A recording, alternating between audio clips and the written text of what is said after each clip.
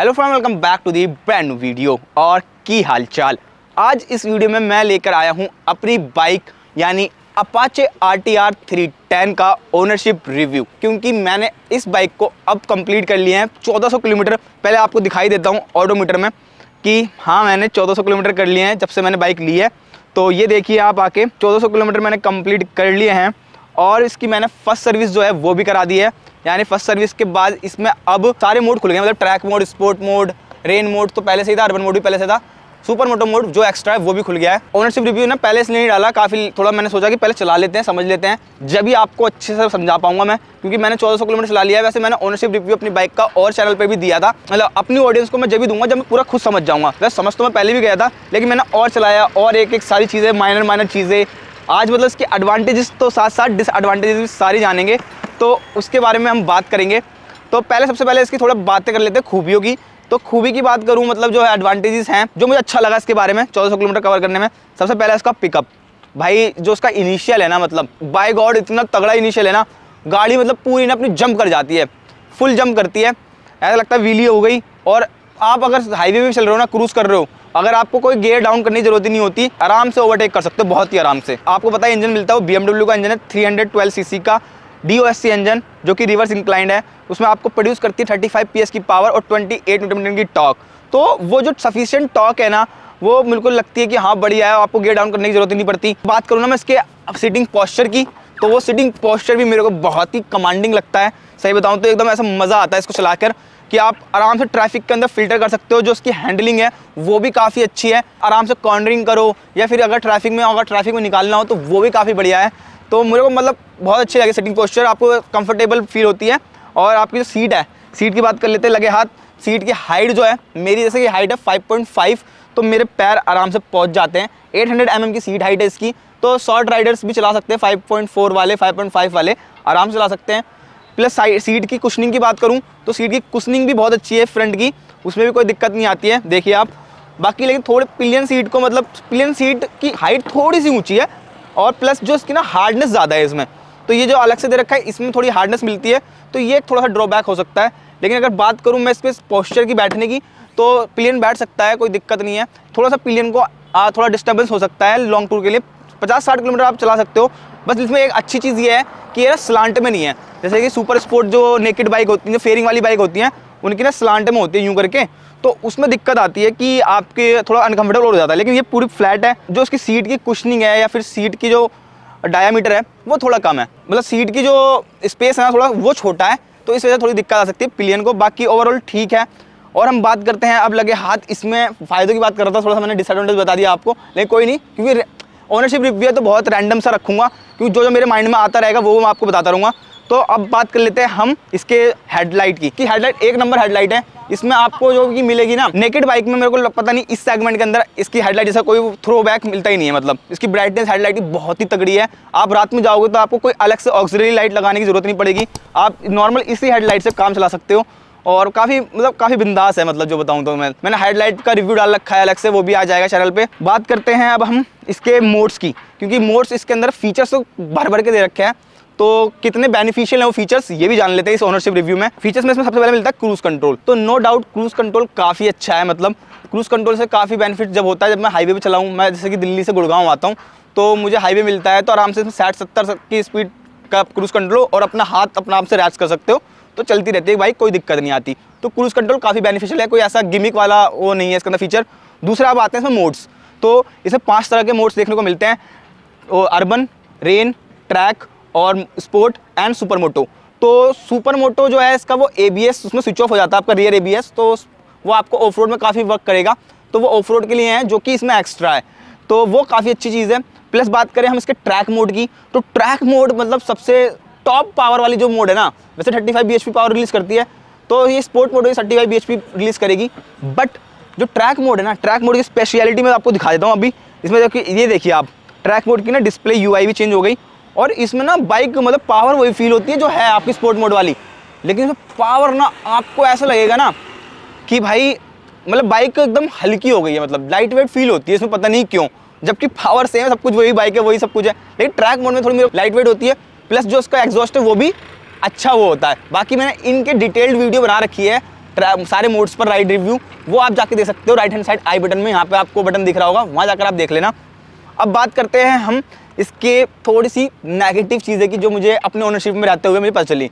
सबसे पहले मेरे को एक चीज़ पता चली, जो मैं सर्विस करवाई, तो सर्विस का मैंने वैसे पूरा डिटेल वीडियो डाल दी है, वो अभी देख सकते हो। लेकिन उस सर्विस में मैंने क्या देखा था कि थोड़ी एक्सपेंसिव थी सर्विस यार।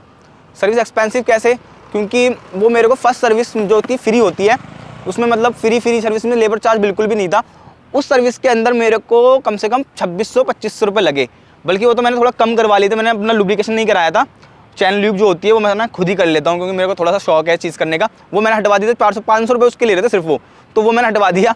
तो जब मेरे को 2100 रुपये पड़े थे, लेकिन सर्विस फिर भी यार महंगी है, एक्सपेंसिव है। अगर देखा है TVS की बाइक है और सर्विस की और वैसा चीज़ है, तो सर्विस मेरे को लगा महंगी साइड है ये चीज़। दूसरी चीज़ ये है, सर्विस करवाने के बाद ना कुछ चीज़ें दी है, गैप वैप थी, मतलब मेरे पहले से गैप था वो तो ठीक करवा दिया, लेकिन फिर भी कुछ गैप रह गया सर्विस के बाद भी, वो ठीक ही नहीं हो पाया। जैसे ये देखिए आप, ये पिलियन सीट के अंदर थोड़ा गैप देखने को मिलेगा, थोड़ा सा ऊंचा गैप है, ये वाला सीट, इस गैप को बात कर रहा हूँ मैं। थोड़ी बाइक भी गंदी हो रही, तो कीप इन माइंड, थोड़ा सा मतलब क्षमा कर देना। बाकी अगर हम बात करें सर्विस की, तो सर्विस में संतुष्ट था, ठीक है, क्योंकि पहली सर्विस थी, इसमें मेरे को कुछ ज़्यादा करवाने नहीं था। इंजन ऑयल चेंज हुआ, ऑयल फिल्टर चेंज हुआ, बस यही। बाकी कुछ चीज़ें थी, जैसे कि मीटर था, मेरे को इसमें अभी थोड़ा सा कनेक्टिविटी जो है ना अपने यहाँ, वो करवानी है, मतलब कि 10x10 नेविगेशन वगैरह। तो वो उस समय उनको पता नहीं था, जो वो वहाँ पे वो थे ना बंदे, उन्होंने कहा हम पता करके बताते हैं, क्योंकि इसके भी अलग से यार टेक्नीशियन वही है। मैं TVS के थोड़ा टेक्नीशियन जो है ना, उनको थोड़ा टाइम लगेगा सीखने में, वाली चीज़ है। बाकी मैंने सर्विस करवा ली, सर्विस अच्छी खासी हुई, लेकिन बीच में ना अभी मैं राइड पे ले गया सर्विस के बाद, तो अचानक से ना मेरी जिसकी डिस्प्ले थी ना, उसका वो भाग गई लाइट ही नहीं आ रही। वो मैं इसका अपनी आप वीडियो दिखा दूंगा क्या हुआ था मेरा, उस समय वीडियो बनाई थी। मैं यहाँ पे था और अभी बस एग रोल खा के गाड़ी यहाँ पे लगाई थी मैंने, और पता नहीं क्या दिक्कत आ रही है, देखना इसमें गाड़ी में लाइट ही नहीं आ रही मीटर के अंदर। और नई लिए भी अपाचे RTR 310, और पता नहीं क्या ही दिक्कत आ गई है भाई, ये तो मुझे समझ में नहीं आ रहा। और देखो ये इग्निशन चल रहा है पूरा, और स्टार्ट भी हो रही है, मैं दिखाता हूँ तुम्हें। ये हटाया, न्यूट्रल की लाइट आती नहीं आती देखते हैं ना।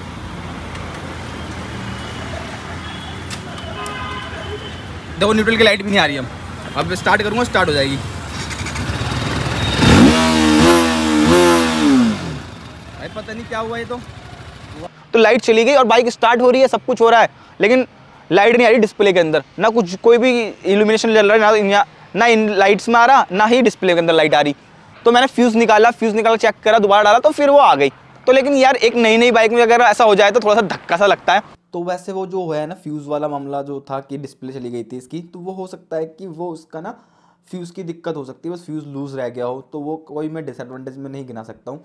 तो बस मैंने बताया कि एक मेरा फीडबैक था मेरे ओनरशिप में, तो मैंने इसलिए उसको ऐड ऑन कर दिया। थोड़ी सी चीज़ें और, जैसे कि इसमें इंजन वाइब्रेशन, वो हाँ मुझे फील होती है भाई वाइब्रेशन इसके अंदर। मैंने 1400 किलोमीटर चलाई है, 1400 किलोमीटर के अंदर मैंने इसको कम स्पीड पे भी चलाया है, सिटी के अंदर भी ट्रैवल करा, हाईवे पे भी कर लिया। तो मुझे जो है ना इसके अंदर वाइब्रेशन 6000 से 7000 RPM जब चली जाती है ना, तो वाइब्रेशन फील होने लग जाती है। और वाइब्रेशन फील होती है अपने यहाँ पर, हाथ पर, अपने यहाँ, मतलब मैं बताऊँ अगर मैं यहाँ बैठ गया तो यहाँ पर फील होंगी इस जगह, तो और यहाँ फुट पैक्स पे थोड़ी बहुत आती है, और टैंक पे बहुत आती हैं। सबसे ज़्यादा टैंक पे फील होती है मुझे, एक तो प्लास्टिक का टैंक है इसलिए भी ऐसा होता होगा। तो यहाँ पर सब में वाइब्रेशन फील होती हैं, वो चीज़ है इसके अंदर। मैं बिल्कुल खुल के बोल रहा हूँ, क्योंकि ऐसा नहीं मेरी बाइक है तो मैं नहीं बताऊँ। इसमें मुझे एक चीज़ थोड़ी सी मतलब वो लगी कि जो दिक्कत मुझे लगी वो है इसका फ्यूल टैंक की। फ्यूल टैंक एक तरह से इसका डिसएडवांटेज इसलिए बोल रहा हूँ क्योंकि जो फ्यूल कैपेसिटी है ना वो सिर्फ इसकी 11 लीटर की है, और 11 लीटर में इसकी जो एवरेज निकल कर आती है माइलेज बताऊँ तो ये 1 लीटर में 30 किलोमीटर पर लीटर का माइलेज दे देगी आराम से। सिटी के अंदर आपको 28 से 33-32 तक आराम से आपको मिलने वाला है इसमें एवरेज। तो उससे ही अगर हम एक फुल टैंक की कैपेसिटी निकालेंगे, फुल टैंक में कितना चलेगी, तो ये यार मेरे को दे देती है 280-300 किलोमीटर का एवरेज। तो 280-300 किलोमीटर का दे देती है, तो उससे पहले ही मुझे कवर करना पड़ेगा। तो मुझे 250 किलोमीटर के बाद उसको ना चेंज करवाना पड़ता है फ्यूल। और मैं जब गुड़गांव जाता हूँ ना, तो मुझे हफ्ते में जब मेरे पूरे डिस्टेंस 100 किलोमीटर 120 किलोमीटर का एक दिन की ट्रिप रहती है, तो मुझे हर 2 दिन बाद ना इसको फिल अप कराना पड़ता है। तो वो एक थोड़ा सा एक कैपेसिटी बढ़ी जाती है, तो और अच्छी चीज़ थी। और ये दिक्कत आपको लॉन्ग टूर पे भी आएगी, क्योंकि लॉन्ग टूर में ना आपको बार बार 250 किलोमीटर के बाद इसको फिल अप कराना पड़ेगा। तो वो एक ही डिसएडवांटेज है। एक अगर कॉन्स की बात कर रहे हैं, तो कॉन्स में मेरे को एक बार एक फील हुआ जैसे ना कभी कभी ये झटका ले रही है, मतलब हल्का सा, मतलब कभी बहुत रेयरली हुआ है मेरे साथ, 1-2 बार ही हुआ है। जैसे मैं थ्रॉटल देता हूँ ना, तो हल्का सा ऐसा कि जैसे फ्यूल खत्म नहीं हो जाता वो लिया था इसने, लेकिन वो कभी एक आध बार ही हुआ है, मतलब अगर बताऊँ तो। दूसरी चीज़ मैं आपको पास से दिखाता हूँ, पास से बताऊँ ना, देखो ये चीज़ है ना पैनल, ये प्लास्टिक का काम बहुत कर रखा है। मैं आपको खुद बता रहा हूँ, मैंने ओनरशिप में पता चला मेरे को कि भाई ये प्लास्टिक, देखो ये प्लास्टिक में निकाल देता हूँ खुद ही, यहाँ से निकल जाती है, ठीक है, ये प्लास्टिक हो गई, ये प्लास्टिक हो गई। तो आने वाले टाइम में जब ये पुरानी हो जाएगी तो मुझे लगता है चांसेस ज़्यादा ये हैं कि ये बजने लग जाए, मतलब प्लास्टिक के पॉइंट से तो क्रैकलिंग नॉइज़ निकालेंगे, मतलब बजेंगे। तो आ सकता है नो डाउट कि इसमें और वाइब्रेशन, पार्ट्स की वाइब्रेशन भी हो जाए। और इन गैप्स के अलावा पैनल गैप्स बस कुछ ही सीट के मामले में है, और ये पता नहीं ये अच्छे से फिट मैंने कई बार करने की भी कोशिश करी तो मतलब हुई नहीं मेरे से, या फिर मैं दोबारा से ट्राई करूँगा वो क्या चीज़ है। और जो मैं बता रहा हूँ कि ये मतलब साउंड आएगी वाइब्रेशन की, थोड़े दिनों बाद इससे पैनल की आएगी। तो भाई अगर प्लास्टिक के पार्ट इतने यूज़ करें ना, तो उनकी और बाकी ओवरऑल पूरी बाइक में जो प्लास्टिक के पार्ट यूज़ करें उनकी बिल्ड क्वालिटी काफ़ी अच्छी है अभी तक, क्योंकि मैं अभी फ्यूचर की बात कर रहा हूँ, लेकिन अभी तक एज पर अभी तो बहुत ही अच्छे हैं। तो उसमें कोई दिक्कत नहीं आई मुझे, और लगता भी नहीं कि ये कुछ होगा। बाकी फ्यूचर के पर्सपेक्टिव से मैंने आपको वैसे ही बता दिया कि ऐसा हो सकता है, क्योंकि इसमें प्लास्टिक पार्ट्स ज़्यादा यूज़ करे गए। बाकी अगर हम बात करें एक वर्डिक्ट की कि 3,08,000 की दिल्ली के अंदर आ रही है येलो फ्यूरी कलर, तो क्या आपको एक लेनी चाहिए? तो अगर तुम 300 सीसी बाइक लेना चाहते हो जिसमें आप फीचर्स चाहते हो, अच्छा पिकअप चाहते हो, और एक खासकर पावर की, और इसको कंपेयर करते हैं यार पता नहीं ड्यूक 390 से, स्पीड 400 से, और ये उन बाइकों से कंपेयर करते हैं, तो यार उनको भी ये ना टफ कंपटीशन दे ही देती है। मतलब उन जैसा तो नहीं दे सकती, क्योंकि भाई ड्यूक 390 ना पावर 46 PS की पावर मिलती है, और वो एक पावर मशीन है। तो फिर भी अगर उसके मुताबिक उसको कंपेयर करा जा रहा है उन बाइक से, स्पीड 400 से, जो कि इससे 100 सीसी ज़्यादा बाइक है, 100 सीसी ज़्यादा इंजन कैपेसिटी है उनकी, उनसे कंपेयर करते हैं इसको, तो एक कुछ तो बात होगी इसके इंजन के अंदर। बाकी ड्यूक 250 है, उससे तो ये काफ़ी बिल्कुल आगे निकल जाएगी। तो इन सब बाइकों से तो मतलब कंपेयर कर रहे हैं तो यार कुछ तो बात होगी। तो इसलिए 300 सीसी की बाइक से कंपेयर करें तो वो है इसका एक्चुअल राइवल। और उस हिसाब से अगर 300 सीसी में आप एक कोई बाइक ले रहे हो तो यार मेरे को लगता है डेफिनेटली वैल्यू फॉर मनी है। तो आप इसके लिए जा सकते हो, जो इसका ये बेस मॉडल है क्विक शिफ्टर वाला। तो ये चीज़ है। बाकी मैं अपनी इस बाइक के मतलब पूरा बहुत खुश हूँ इसको बाय करके। मतलब मुझे बहुत अच्छा लगता है यार इसको राइड करना, इसको लेकर जाना, और जो इसमें थ्रिल मिलता है इसको चलाने के बाद। और मुझे ना एक इसी सेगमेंट की बाइक चाहिए थी, ना ज़्यादा हैवी मतलब ड्यूक 390 जैसी जिसमें ज़्यादा ही पावर मिले, और ना ही ड्यूक 250 जैसी जिसमें थोड़ी कम पावर मिले। तो मुझे एक मिड सेक्शन की मिल गई, और यार क्या ही चाहिए। और लुक्स के मामले में तो यार एक सब्जेक्टिव चीज़ है, लेकिन मुझे इसके लुक्स काफ़ी प्यारे लगते हैं। मतलब वो ड्यूक 390 हो या फिर अपनी ड्यूक 250 हो या स्पीड 400 हो, उसकी लुक्स या सब्जेक्टिव, वो मुझे पर्सनल चॉइस है मेरी, तो मुझे बहुत पसंद आते हैं। मतलब बाइक का लुक्स तो भाई आप डेफिनेटली इस बाइक को ले सकते हो, क्योंकि इस बाइक के अंदर आपको लुक्स तो बढ़िया मिलते हैं, साथ पावर मिलती है, सब कुछ मिलता है। लेकिन अगर आप चाहते हो कि इसके फीचर्स जो एक्स्ट्रा और फीचर्स हैं, मतलब जिसको डायनामिक किट आती है, डायनामिक प्रो किट आती है, उसके साथ लोगे तो ये 3.5 लाख की पड़ेगी, मतलब 3,40,45,000 की।